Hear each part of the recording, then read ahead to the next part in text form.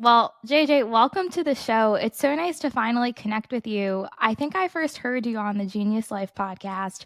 And after diving right into your work, I felt that it was my duty to share it with my own followers and listeners. So Ah, truly, thank you. Thank you for your time today. I'm really excited for our conversation. thank you. Who's your audience? Primarily women, female, over 95% female, between 25 to 35, about 60%, and the other 40% are between 35 to 45. With a few stragglers in the over 50. But And what do you think is going to best resonate with them? I looked at all the questions. JJ, there's so much. Quite honestly, I had a hard time dialing down, so we're going to be jumping around a bit. I hope you don't mind, but I'm a good jumper. You can I just know go you on are. and ask Trust me, whatever. I have heard you. I know you're a wonderful jumper, but I think primarily focused just around weight loss tips for, again, those over 40. Certainly the importance of muscle and resistance training, and the evolution of, emphasis on cardio to now Yeah. resistance Well, the training, weight and loss stuff will work at any age. 100%. It's not 40 plus. There is a weird thing that starts to happen at age 30. So actually, it's Oh, great that the interesting. audience at this age. Yeah.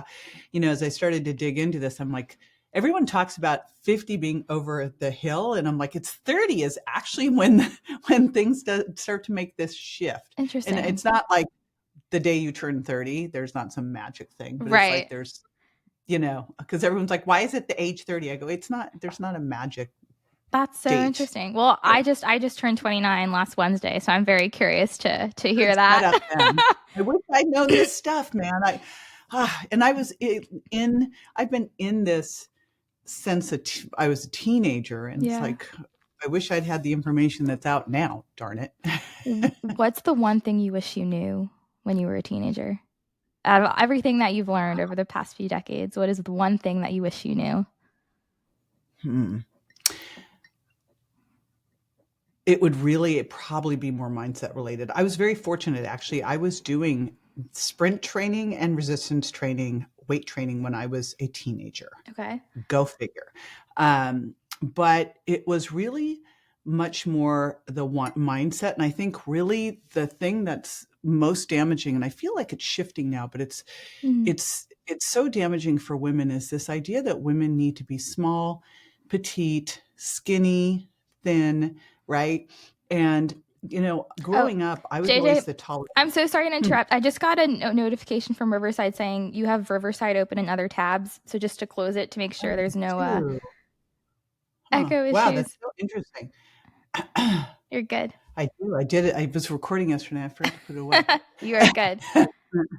Anyway, you know, growing up, and it's still pervasive. Like, you look at book titles, and for women it's like tiny and full, thinner, and guys it's like bigger, stronger. And growing up, I did all the right stuff unknowingly. It was just the sports I was attracted to, but I was always very focused on weight, on being smaller, and being a 6 foot tall girl. I wasn't ever going to be like small. And back then I wanted to be a model, because if anyone who's 6 feet tall, that's kind of the natural thing. And I remember going into a modeling agency in San Francisco, and I probably weighed, I don't know, maybe 140, 145. And they told me I needed to lose 20 pounds. Wow. And which, I know my weight, like right now I weigh about 142. That's my average weight, and I'm 10% body fat. And that is, I mean, normally very lean person. And so what they told me to do basically would have probably, it was the wrong information. And I remember I lost 10 pounds, and my dance teacher was like, what is going on? Because she thought I was anorexic. Um, because I just took it on as a science experiment and started really cutting calories and eating 500 calories a day. And so, yes, you can drop weight quickly doing that. Yeah. God knows what I do to my muscle. Like, the only way I can lose weight now and lose weight then is to lose muscle. Right. So, but it's just a bad commentary really on the messaging to women that's setting us up for such poor health later in life. Because the reality is, if you just focus on losing weight and being tiny, being skinny, being small, a lot of what you're going to lose is muscle. I mean, that's what the research shows, that 25 to 40% of the weight loss in a weight loss diet done, and these are done incorrectly, Right. is somewhere between, it's actually 20 to 50% Wow.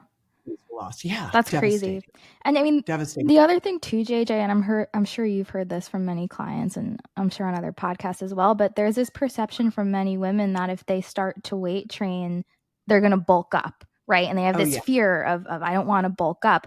What would you say to people who are thinking that? I actually I've done the weirdest things in my career. The weirdest things. One of the things that I did was I used to counsel models in South Beach, Miami, Wow. on their nutrition and fitness. And the thing was, they didn't want to do any weights because they didn't want to put on any weight. They basically were on like the cocaine and lettuce diet, with a little champagne for fruit. I mean, horrific, right? Horrible. And they were so afraid to lift any weight because it would get them big. Here's the reality of doing this for 40 years. The only people I've seen get bigger are the people that aren't doing that and are not, and aren't eating correctly. And it's like they're sedentary. But I have a little different philosophy now as I started to unpack this, because, I've been defending, hey, lift weights, they're your metabolic spanks. They hold everything in tighter. They're going to support a better metabolism. You'll be more insulin sensitive. You'll be able to burn more fat. You have carbohydrates, have a place to go. Mm-hmm. They're not going to go turn into fat and be on your belly. And really working with so many people over decades, that's what I've always seen, is women get tighter, fitter.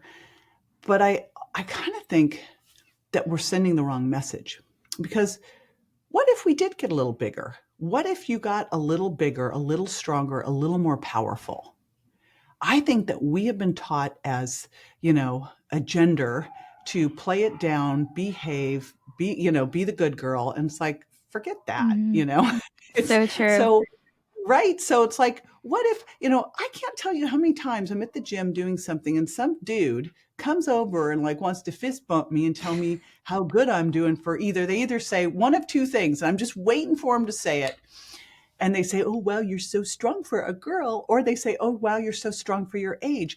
And the reality is, I'm just flipping strong. And I look at them and I go, Right. I am lifting more weight than you. Yep. Love that. I'm lifting more weight than you, dude. So I love that. right? What if I'm so strong for a young guy? Do you ever think of that? Yeah. Yeah. So true. No, that's so true. And I mean, even for me too, I think throughout high school and college, I focused mostly on cardio. And not that cardio is bad or should be eliminated. And I am curious of your take in terms of how much cardio to incorporate into your workout. But you can't just do cardio, because you're also just going to be doing it every single day in order to see any type of results. And I just remember always being ravenous all the time. And I would just have over 3,000 calories if I were to run 6 miles. And that obviously is not really sustainable in the long run. So, Well, also, you didn't burn 3,000 calories exactly. running. Not at all. So Not at all. there was that problem. Right. But what should a workout look like ideally? Okay, there's a couple things to unpack there. Number one, I got to dispel this myth, because people will go, I went on the Stairmaster and I burned X amount of calories. I go, you really didn't actually burn that, because you have your resting metabolic rate, you have your thermic effect of food, then you have your activity, which is either exercise or non-exercise. And so when you get the estimation on the little machine, it's not accounting for your resting metabolic rate. You would have burned some calories anyway. So it's not the big effect that they think. And I think what we have to do is look past exercise for caloric burn. Mm-hmm. I actually look more at activity, non-exercise activity, for caloric burn more than I do straight exercise. I look at exercise much more for the metabolic effect. And I remember reading a couple studies in grad school way, way back before we had any of this information. And one of them was showing how women, and I'll share that back then I was one of the first personal trainers, and everyone was focused on cardio. All the research in the lab I was at, the school I was at, was cardio, cardio, cardio, cardio. Not me. I did resistance training because I was a working personal trainer and I didn't get paid unless I got results. And what I saw with the cardio is that the day you stopped, the day it stopped, and you could lose that mitochondrial adaptation fairly quickly, but you also lose the calorie burn immediately. Right. And you didn't put any muscle to change your metabolic equation. So you just kind of put yourself into this dependency state. That is not to say not to do cardio. It's just if you're doing it for weight loss, boy, are you putting yourself into a challenging situation. Yeah. So that's the first part to think about. When you look at exercise, I think it's a challenging field because I mean, when you look at it, you've got exercise, you've got cardio exercise, you've got resistance exercise, and you've got things like yoga, you've got all this stuff, and it's all exercise. And then you get these guidelines from the CDC saying you should do 150 minutes of moderate exercise or 75 minutes of intense. I'm like, well, what is that? Mm-hmm. What is And so, and then you have most of the guidelines that are out there, and the research is done on dudes. Yep. And I love Stacy Sims. I had her on my Well Beyond 40 podcast, and her whole statement is women are not small men. Yep. I mean, for the most obvious reason, we cycle, but we also are different in the way that we are better fat burners by nature. Like we're better able to burn fat when we're exercising. We actually have better recovery. We have smaller capillaries, so cold plunging can be more problematic for us. So we just have to look at it and go, okay, what are our goals?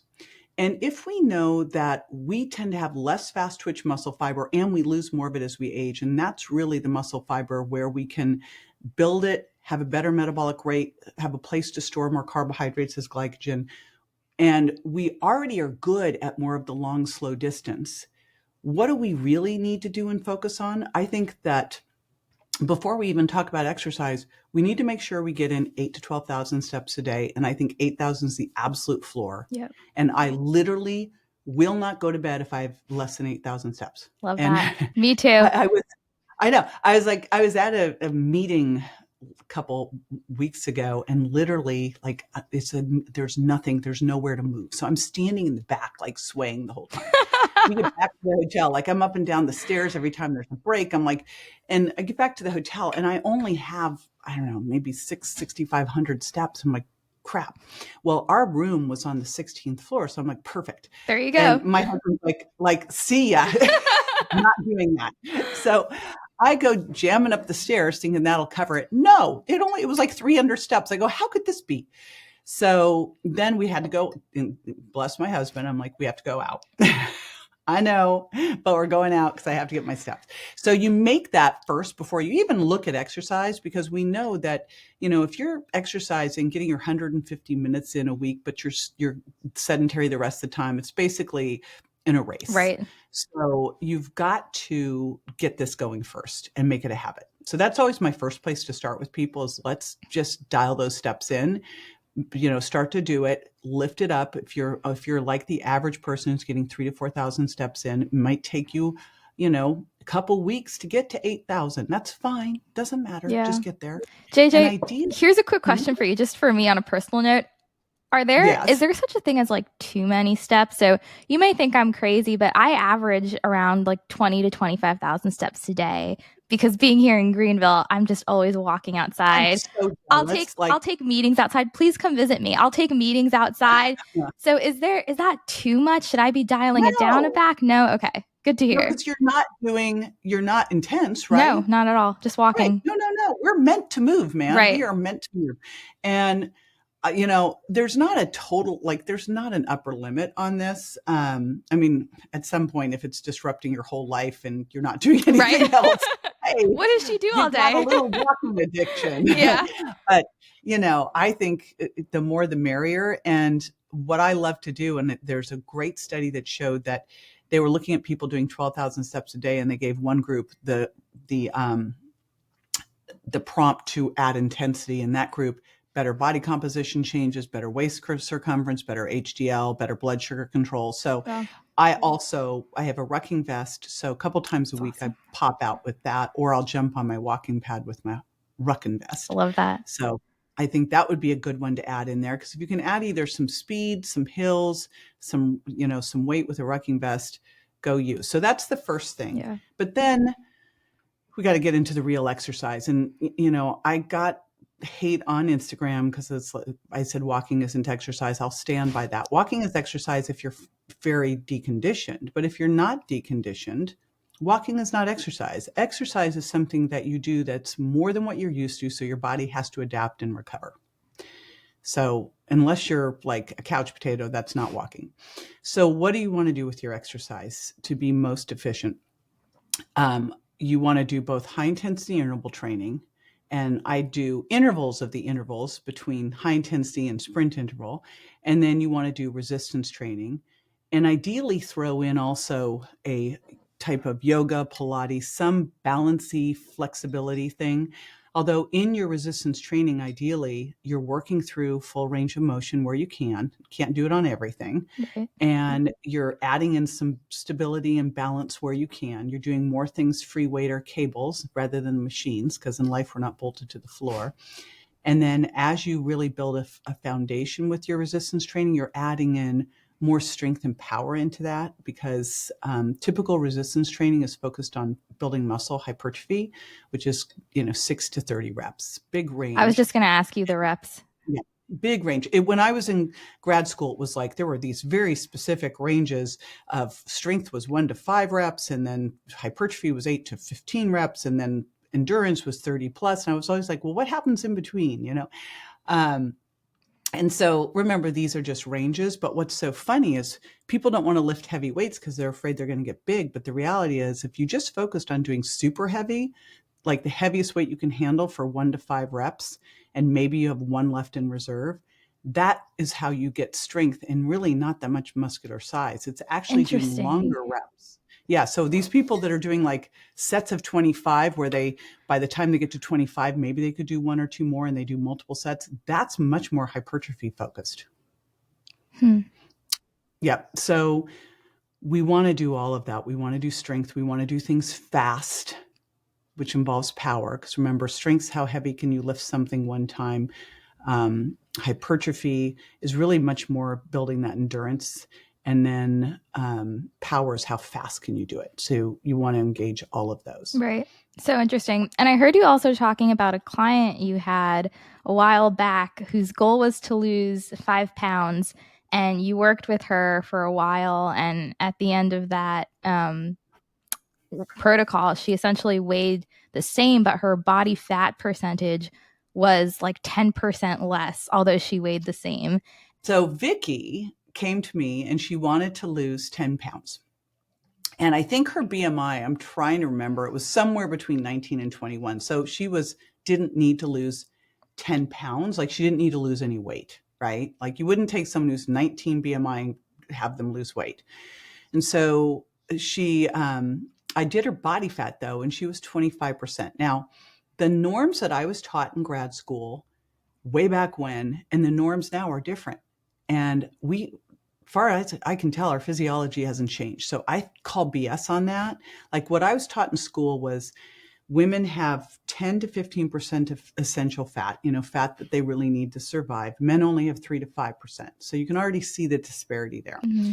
For a woman, a healthy, athletic woman will be somewhere in the neighborhood of 15 to like 22%. The ideal range for a normal, like, fit, healthy woman, 18 to 22%, maybe up to 25%. When you start getting to 30% and beyond, that's insulin resistance.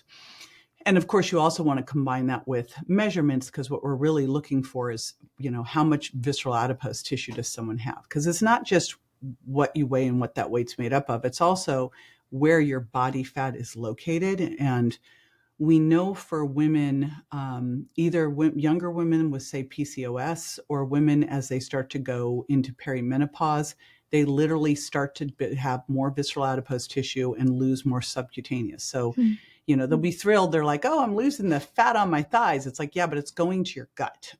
It's my mother called it shifting sands. I'm like, I will have none of that. I am not having that. She's like, yeah, my butt went to my gut. I'm like, nope, No. not owning that. Nope. Yep. So, what was so Vicky. So Vicky she has a body composition of 25. Now, Vicky, when she came in, she was on Jenny Craig. She literally brought in the packages because I was like, I'm sure I can work with this. And I'm reading the ingredients. I'm like, I can't work with this.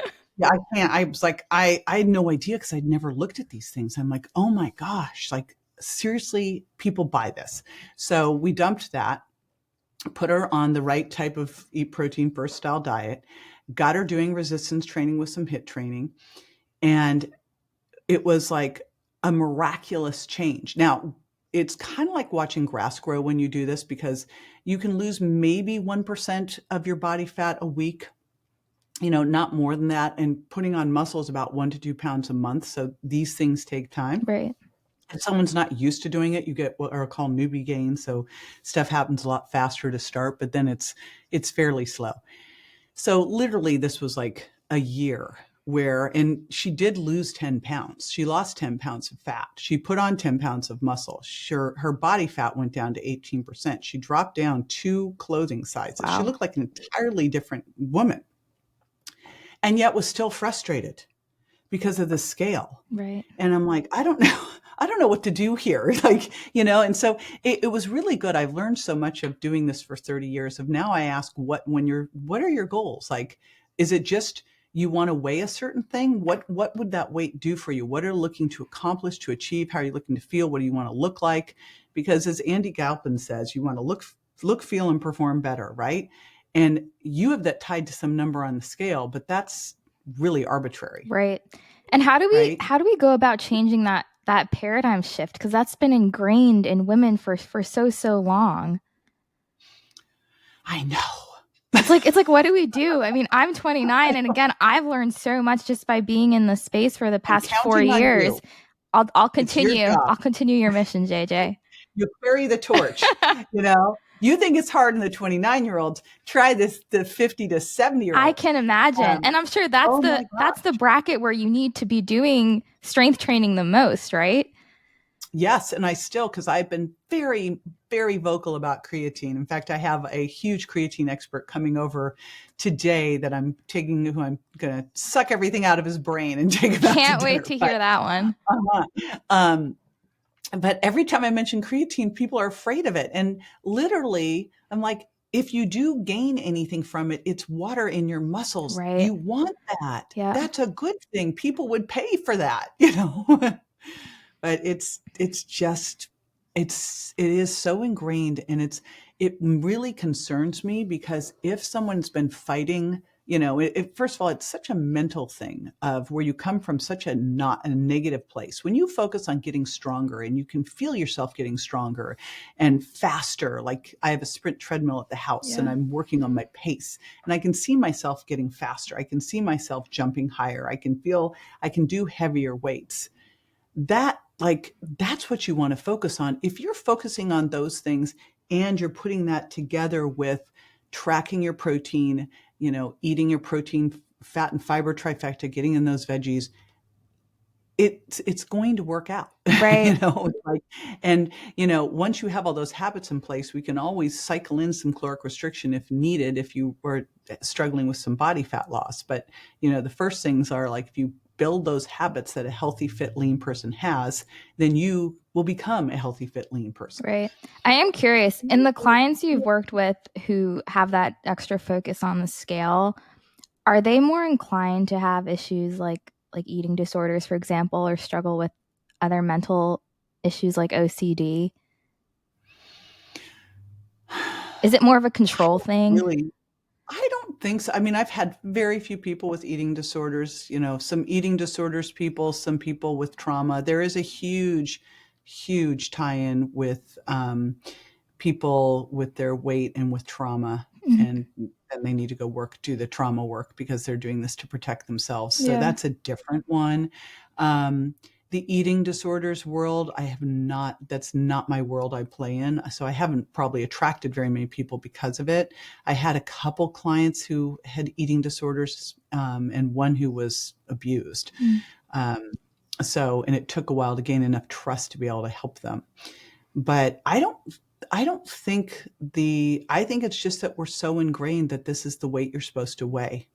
I think it's just been communicated for so long, and it's still like, you go to a typical doctor's office, and I just went to the doctor because I had to have prolotherapy. I had to have PRP on my elbow from a luggage injury. Oh no.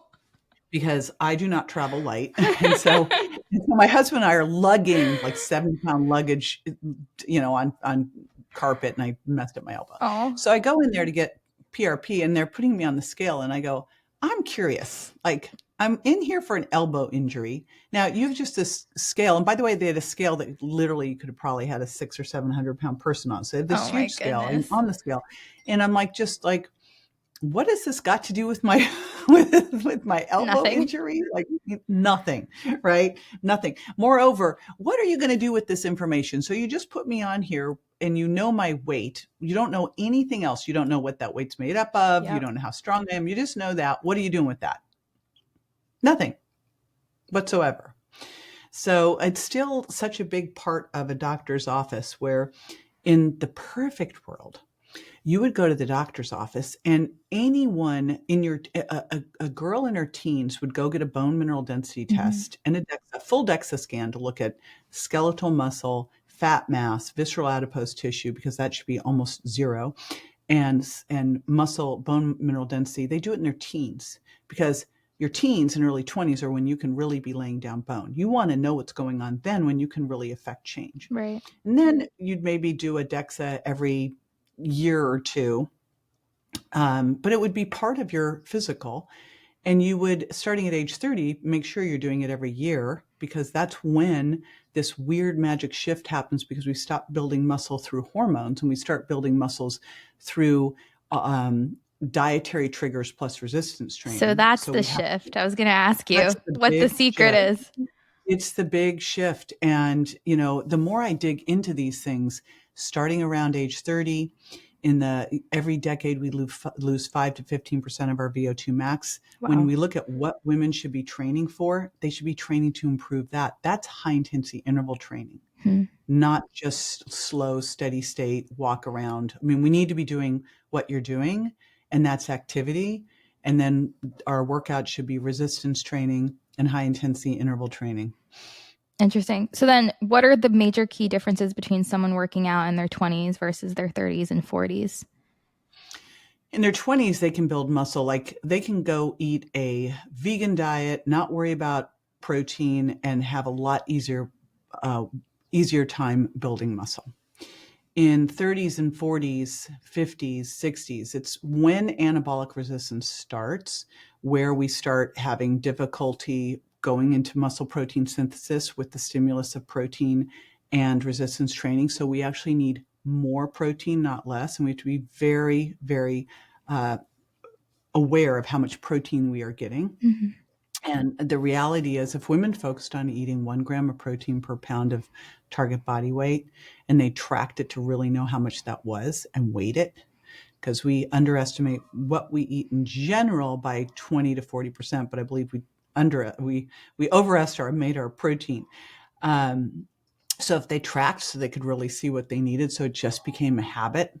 First of all, when someone eats protein first, which is how I have people do it so that they don't get too full, it's a fabulous thing because protein triggers GLP-1. Like everyone's talking about GLP-1s, Yep. protein is a natural GLP-1 drug, right? Interesting. It's the food drug Right. of the GLP-1. And what happens when you eat protein first is you're not hungry, you're more satisfied, you make better food choices, and protein has a bigger thermic effect. And remember, I talked about how food has a metabolic effect. It's one of the 3 categories than carbs or fat do. So, research is pretty clear that if you eat protein first, it's way easier for you to lose weight and maintain weight than if you try to do it, sitting Right. down to that basket and the salad that most of us turn into a sundae with our salad dressing and And all the olive fruit and oil.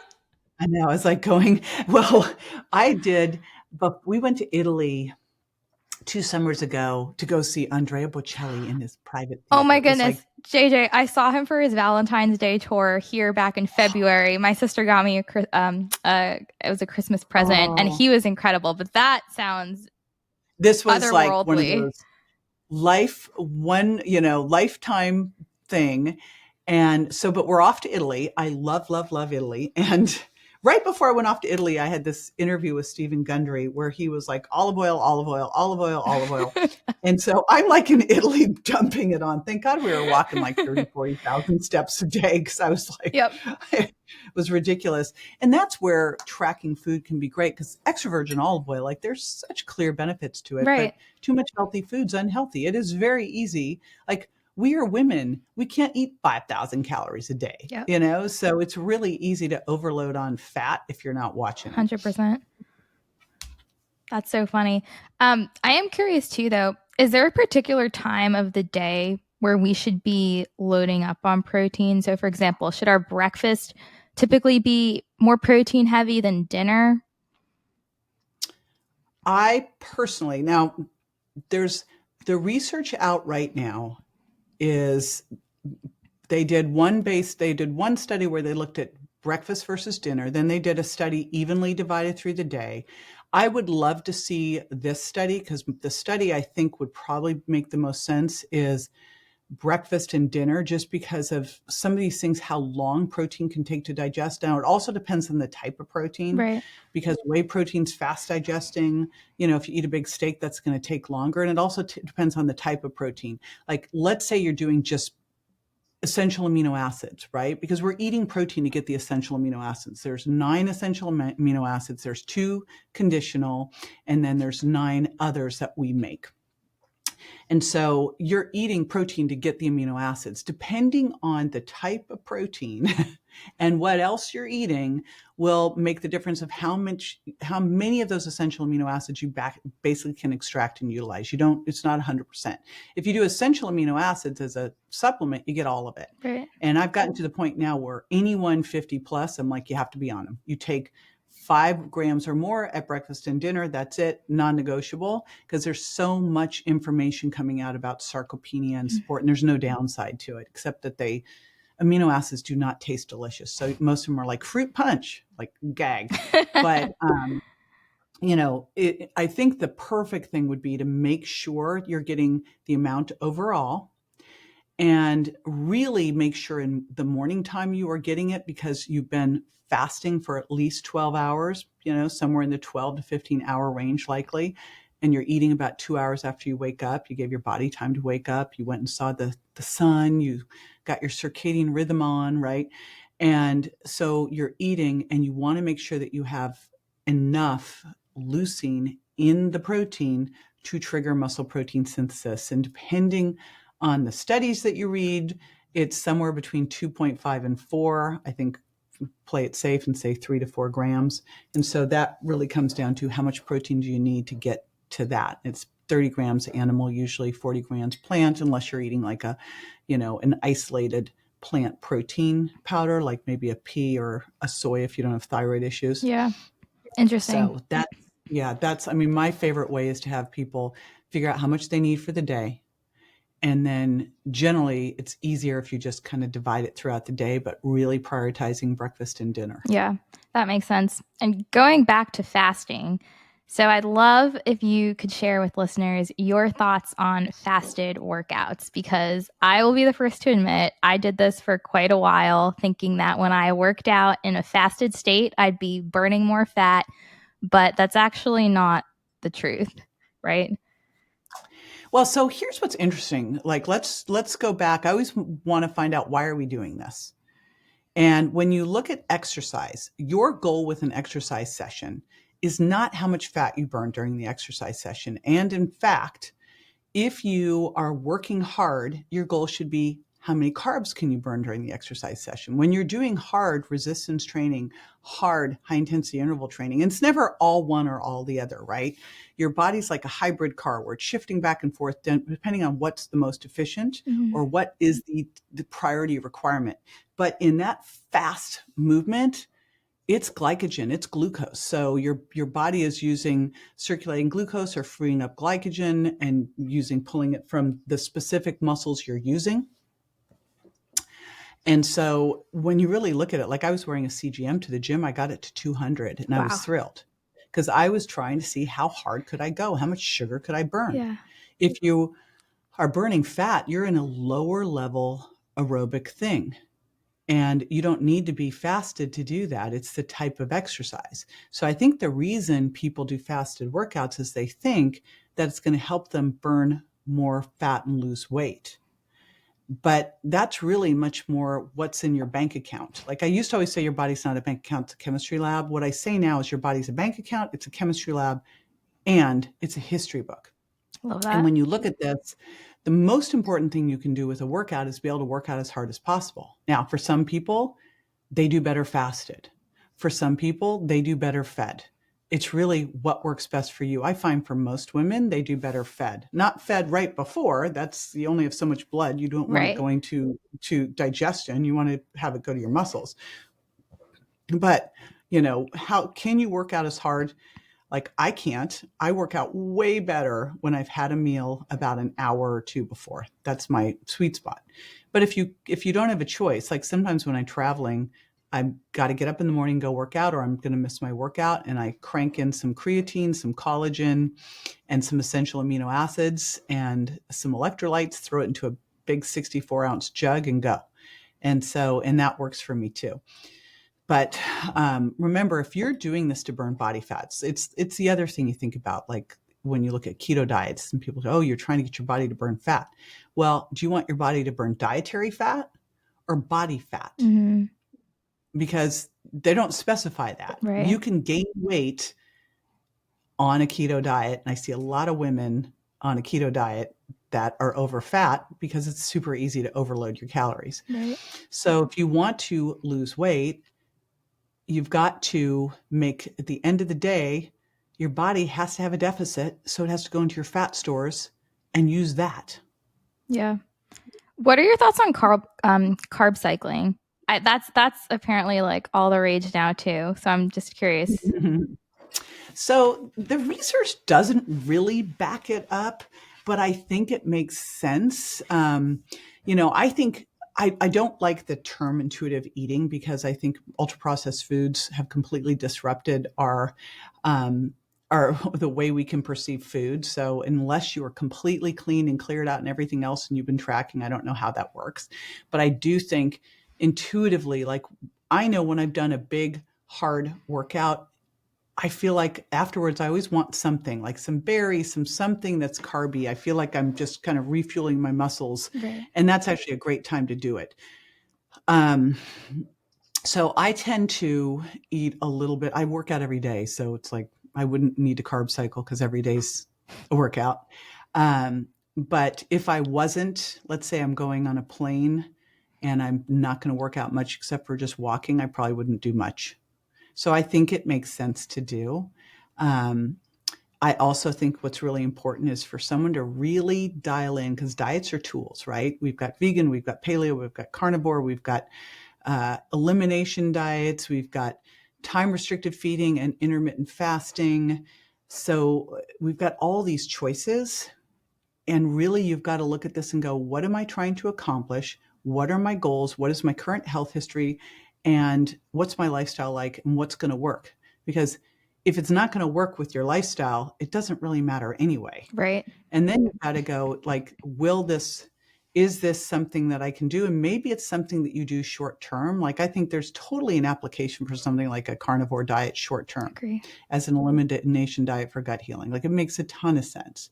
I don't know that I would have someone do that forever, but I think, I actually have someone I'm working on right now who is insulin resistant. And I'm like, let's do this let's test it out for a week or two and see if we can get some stuff to budge. So I think these things can be used as tools, right? Right. So yeah, no, I couldn't agree more. And going back to fasting, again, another tool that many use for various ailments. But what are your thoughts when it comes to intermittent fasting for women? And again, for a cycling woman, we know that there's certain parts of your cycle where you should refrain from longer fasts. But let's say someone's in their follicular phase, they have strong stress resilience. What are your thoughts on intermittent fasting, like an appropriate time range? And then, well, let's do the definition too, because I yes, think I've kind of looked at this now and I heard Dr. Peter Attia say it and I went, I'm going to adopt I was just going to bring that up. Yeah, I'm going to adopt that. Time restricted feeding is anywhere from is eating within a window each day. And intermittent fasting would be, 24 hours or more of not eating. So again, it goes back to what are you doing this for, right? If I was wanting to get pregnant, I would not be touching intermittent fasting. That's for sure. Right. Because of this kisspeptin. Our women have are more sensitive to the neuropeptide kisspeptin that regulates, that's a nutrient sensor, but also regulates reproductive organs, and it dials things down when nutrients aren't available. And so low carb can dial it down, fasting can dial it down. So if someone's working on fertility, I don't think this is the place for them. Now, I think intermittent fasting, we've got to really distinguish between that and time restricted feeding. And I think about when I was growing up, we all time restricted fed because that's normal eating. Normal eating is eating your breakfast an hour or two after waking up, stopping eating dinner, 2 to 4 hours before bed, not really snacking. Right. That's what I was raised with. Like, that's what everyone did. Now, all of a sudden, and I remember when it happened, where fat was made to be the villain. All the fat got pulled out of foods. I was actually working at a place called Pritikin in LA at the time, and it was like the leader in this. Everyone was eating 10% calories from fat. They got fish twice a week as a big treat. It's crazy. And we were starving all the time, and loads of cardio. So a lot of very hangry people. And then everything got into snacking because your blood sugar was so ridiculous. You had trained your body to be a sugar burner where you were fueling everything on sugar. I remember I was hypoglycemic at the time. Like, if I didn't eat every couple hours, I got hypoglycemic. It was the first time. I tend to be super lean, and I was basically vegetarian, then went into being a vegan. My body fat was up at 25%, where it's normally at 10. Wow. And hypoglycemic. Like, I was like, wow. I was like, I wish we'd had cameras back then. I could have been like I could have been a great reality show doing this stuff. So that's when all of that snacking started, because it was, if you're eating fat-free carbs, you were starving. Like, you were starving all the time. Yeah. So I think what we need to get back to is eating in a way that really balances blood sugar, improves satiety. I call it the protein, fat, and fiber trifecta. Eat protein first. It'll have some fat in it. Eat a lot of non-starchy vegetables, a little bit of fruit, other low carbs if needed. Get your fats from whole food sources first, and then do things like extra virgin olive oil. But that blend is going to be satisfying. And then you should be able to go 5 to 6 hours before you need to eat again, or longer. You shouldn't be starving. If you're starving, there's something wrong. You've either got insulin resistance going on, some cortisol issues, right? So if you look at it and go, okay, I'm going to eat an hour or two after waking up. I really think 2, maybe even 3, and I'll stop 2 to 4 hours before bed, ideally 3 to 4. So let's say you wake up at 6 and you ate breakfast at 9, and then you stopped eating you had dinner at 6, so you were done by 7. There's a 10-hour easy eating window right there. Right. So not hard. I have a feeling I'm going to know your answer to this, given that you're not on board, and I couldn't agree more. But we hear this group of researchers, right? They call themselves like the longevity scientists, and they tout, right, that the key to longevity is a low protein diet. And I know one of them came out with this 5-day protocol fast called Prolon. Yep. So what are your thoughts, JJ, on that? So the whole thing is so that you don't raise mTOR. The challenge is, like, when you really look at the key to longevity, and I think, shout out to Gabrielle Lyon's book, Forever Strong, that just really details how muscle is the organ of longevity. mTOR is not just in, cancer tissues. I think that's why they really wanted to look at it. It's in a lot of tissues, especially muscle tissue. When you look at how you raise mTOR, exercise raises mTOR.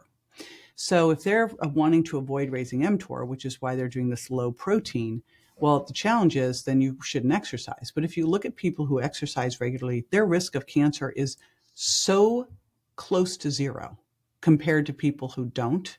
So that's where I don't get your reasoning for this, because if you look at the research of sarcopenia, hip fractures, and you look at every single thing that having more muscle mass does, better cognitive function, better bone density, better immune function, better insulin sensitivity, but you can't build muscle without protein. And we know that you get anabolically resistant as you age. How do you combine those two?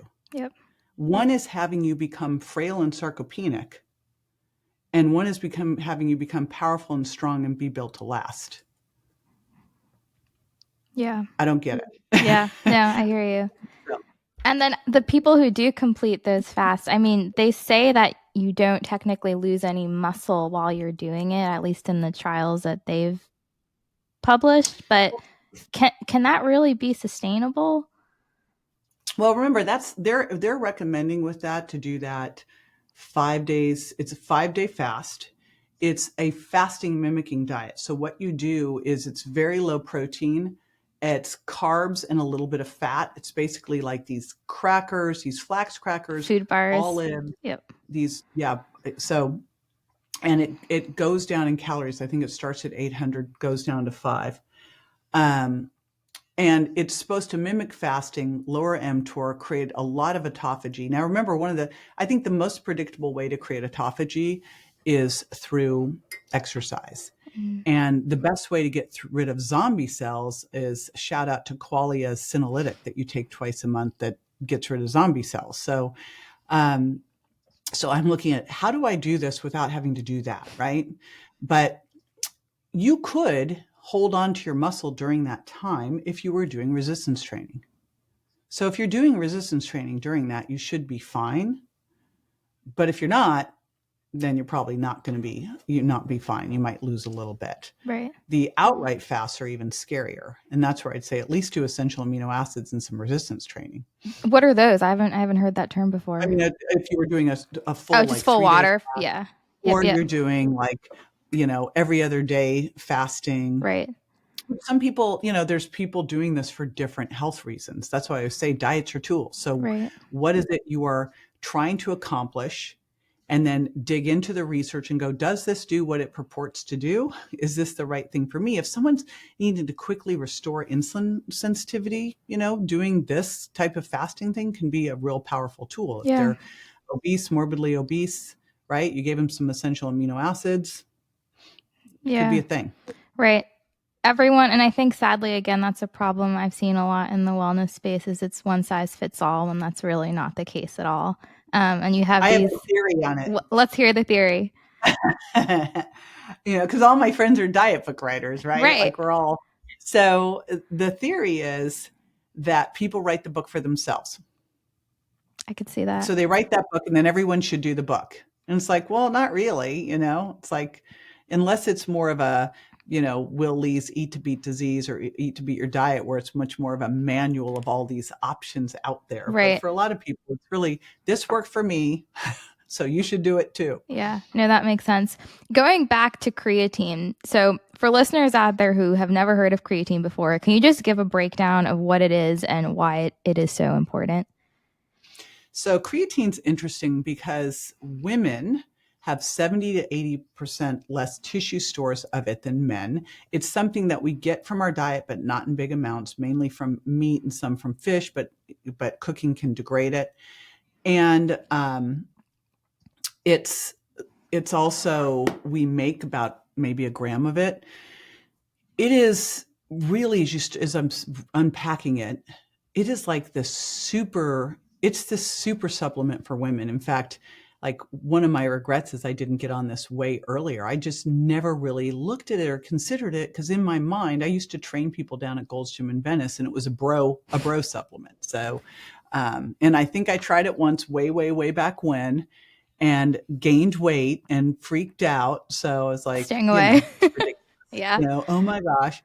And now, like, it is the thing. I have multiple supplements that I will not go anywhere without. Like, we travel, literally. It's why I had the elbow thing, because we travel with so much stuff. And we go out for weeks at a time.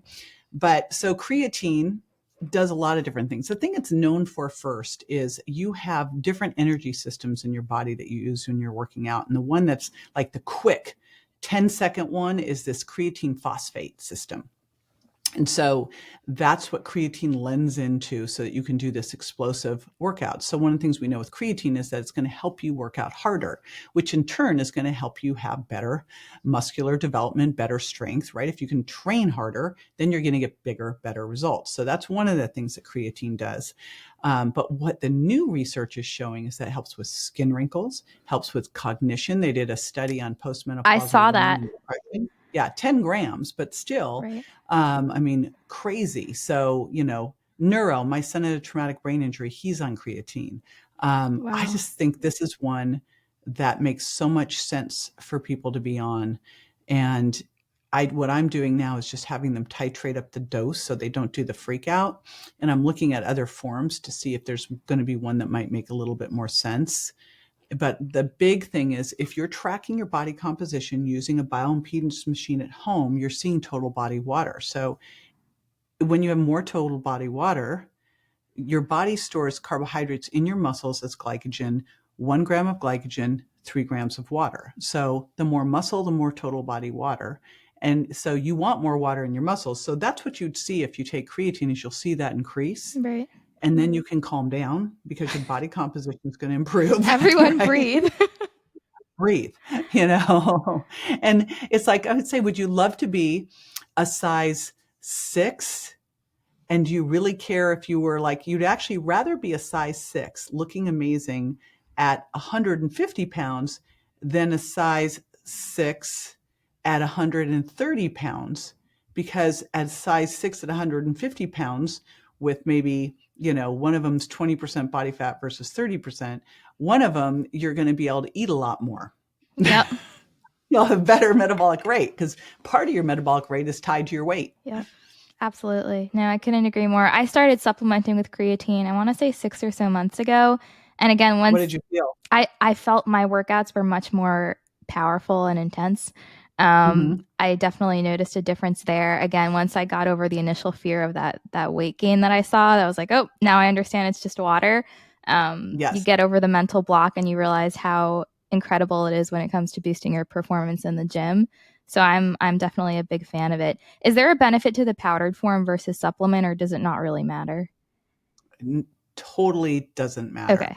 There's different forms of it. I'm doing a deep dive into that right now, but it does not matter. It's the same thing. It's like the thing that matters is how you'll take it. Okay. That And consistency. it doesn't necessarily matter either what time of day we take it, right? So here's the thing with it. What you're really doing, and the old way that everyone did creatine was with loading dose because you're really trying to saturate your tissues. Now, I don't know any way to know if you've saturated your tissues, which would be the best thing to know. And obviously, if someone's got, more muscle and is bigger, they need more than someone who's smaller with less. So I think for most women, it's going to be 3 to 5 grams. But we used to have you do that amount 4 times a day for a week to tissue saturate for 5 to 7 days. And that would give people gastric distress and bloating, and they'd get Yeah. freak out. So I just say it's probably going to take you a month to get to where you need to be. And while you're doing that, before your tissue's saturated, I would do it before I was going to the gym. But once you've got your tissues saturated, it's around, I'm not as concerned Okay. because it shouldn't really matter. I mean, there might be an advantage to having it, before you go to the gym, but I haven't seen anything to really prove that. All right. I'm curious to see what further research unveils, but I'll be following you for that. And I am curious too, what are some of those other supplements that you travel with that you cannot live without? Oh my gosh. I think I've said, I'm not, the supplements I took at 30 are not what I'm taking at 60. And then someone said, well, what would be different? I go, reality is it's really the supplements I was taking in my 20s. Hmm. Like, again, I think 30 is when we start to think of some things. I'll tell you, like, the stack, though, like the big foundational that I think everybody should be on at any age, got to have the vitamin D3 with Yep. K2. And you really want to do that with testing. And so, why this isn't standard yet in the medical field, I just don't get it. It should be. It's crazy. Yep. But we need to do a vitamin D3. It's a hydroxy vitamin D3 test, and you want to be 50 to 80 NGs per ml. So that's the first thing. Magnesium, you need to make ATP. I mean, there's a ton of different things magnesium does in the body, but for energies and workouts, you've got to have it to make ATP. So I generally take magnesium every night before bed.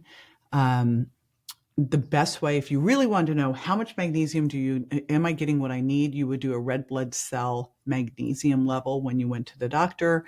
The other thing you can just do is go, am I getting loose stools? Back off. Right. you know, um, and then the other one is fish oil. And I think there, if you do an omega quant test, this is an inexpensive little finger stick test you can do at home. It costs somewhere between $60 to $100, depending on what you want to see from the test. But you're really just looking to see what's your omega-3 index and your ratio of omega-6 to omega-3, because you actually need omega-6. They're essential. I know there's like all this stuff going on about seed oils right now. We don't want to get these industrial rancid seed oils, but we do need about 4-to-1 omega-6 to omega-3. Generally, we'll get that dietarily, and we don't need to add it by pouring on some crappy salad dressing with rancid canola oil and some sugar in it. Like, don't do that.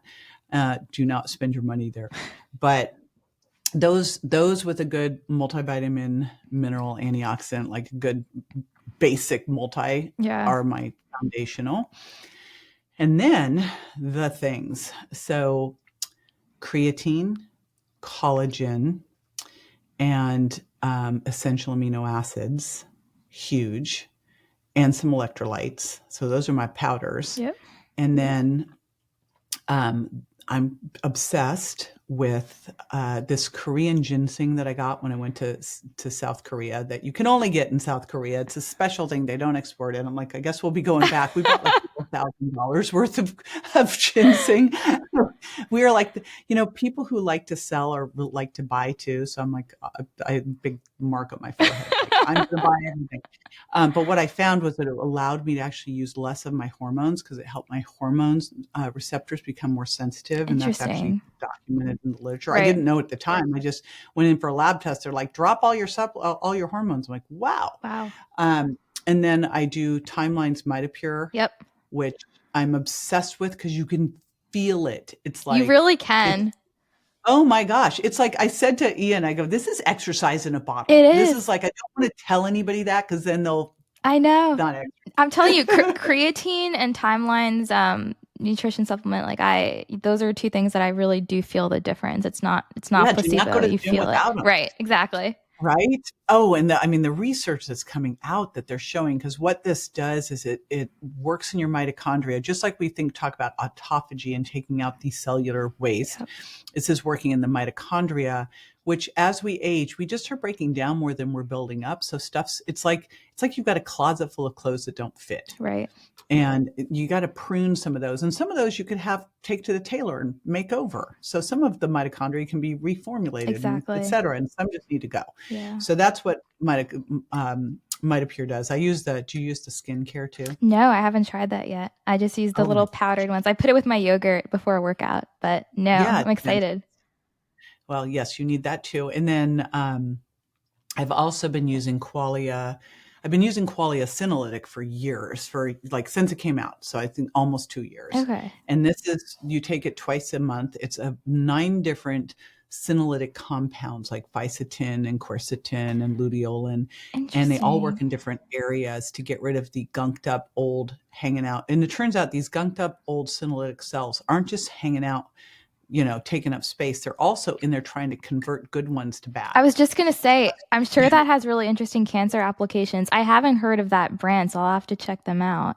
Oh, Qualia Neurohacker. So it started out as Neurohacker, and they're doing an identity change to Qualia, but they have that. They have an NAD Plus product that I've now been playing around with for 2 months. And I'm like, where is this bend? That is 3 different forms. It's niagen, niacinamide, niacin. Right.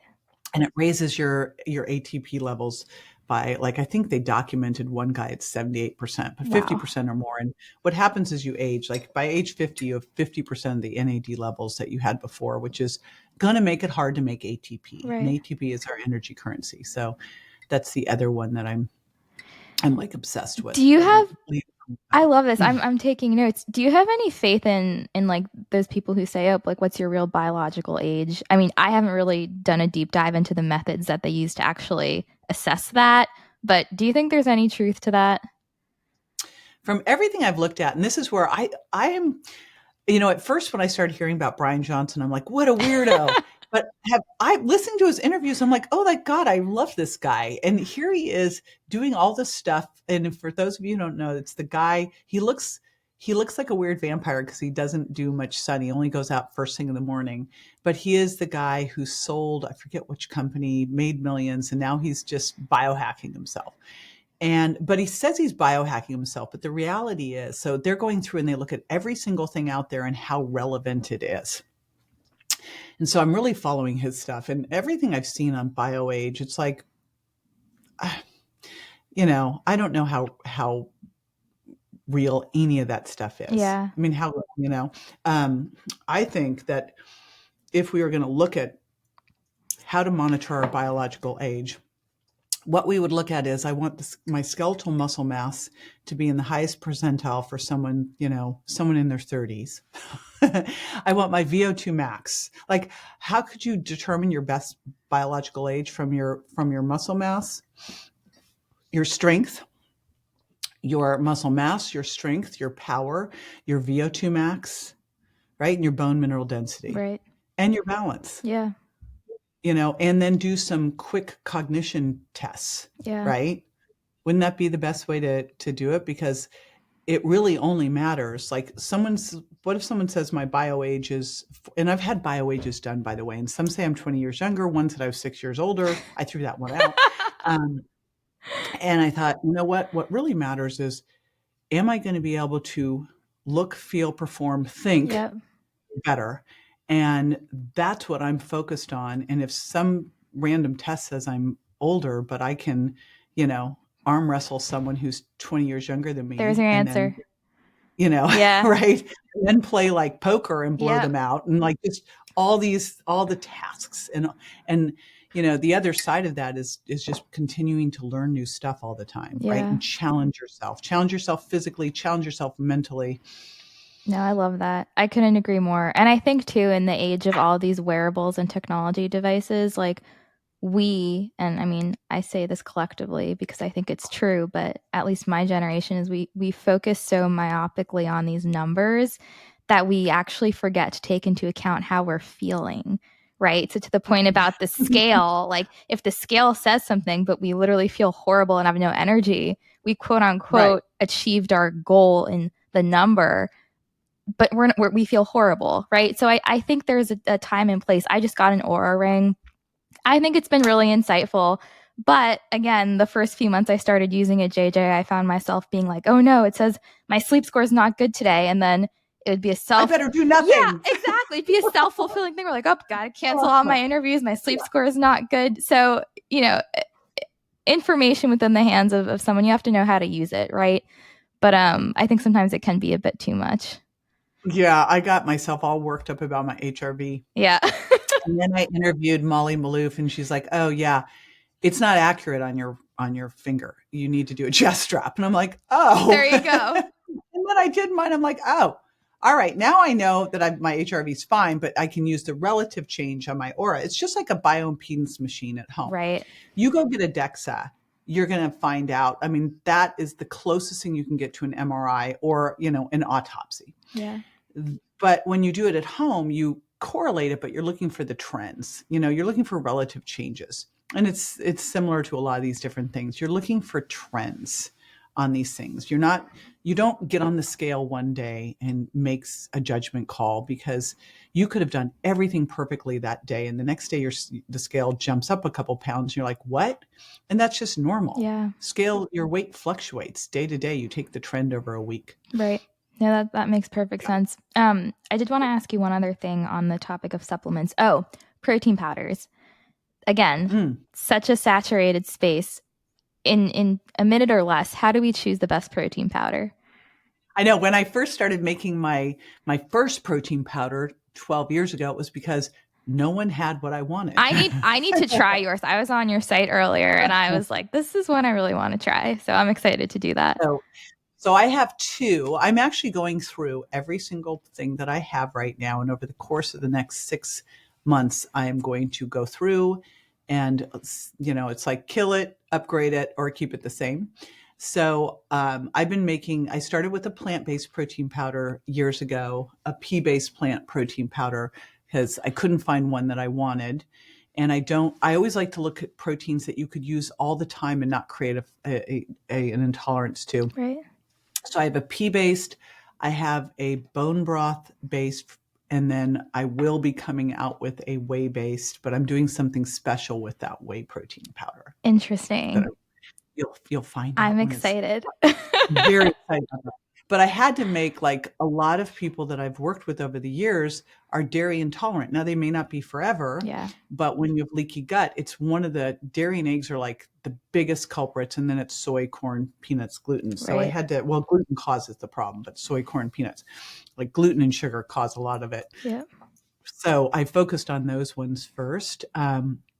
When you're looking for a protein powder, what you want to make sure of is that, like, for me, I don't like ones that have a bunch of added carbs in, because I'm going to put those in myself with some fruit if I'm doing that. Sometimes I'm doing basically protein with a little fat, and then I add in some fiber. Mm-hmm. But I basically look for one that's clean.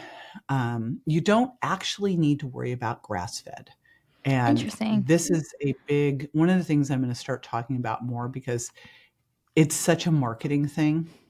And the thing is, when you look at grass-fed, grass-finished cattle, where the shift really starts to happen, and it depends on when they're eating, because all cows are fed grass, and then it's whether they're grass-finished or they're finished with corn and soy and all that. What you really want to make sure is they're not in close captivity, being shot up with hormones and Yeah.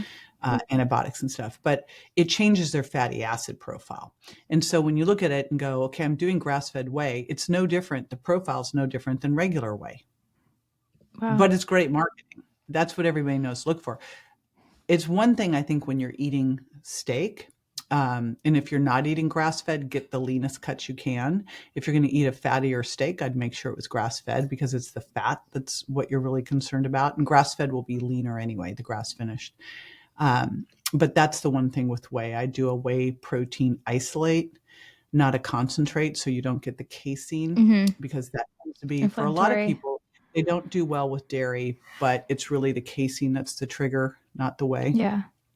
So that's what I would do there. Awesome. Well, I'm really excited to try yours, so you gotta keep me posted when it comes out. But I do want to be conscious of your time, JJ. I could talk to you for hours. This has been so much fun. I will have to have you back on at some point. But where can listeners find you? So I have created a eat protein first challenge to make it easy for people to just dive in. I like to focus on one thing at a time, where that'll give you a big win. I love that. So that is at jjvirgin.com/protein first. And then that will get you into the whole ecosystem. Love it. I will be signing up for that. And my last question for you, JJ, is what does being well and strong mean to you?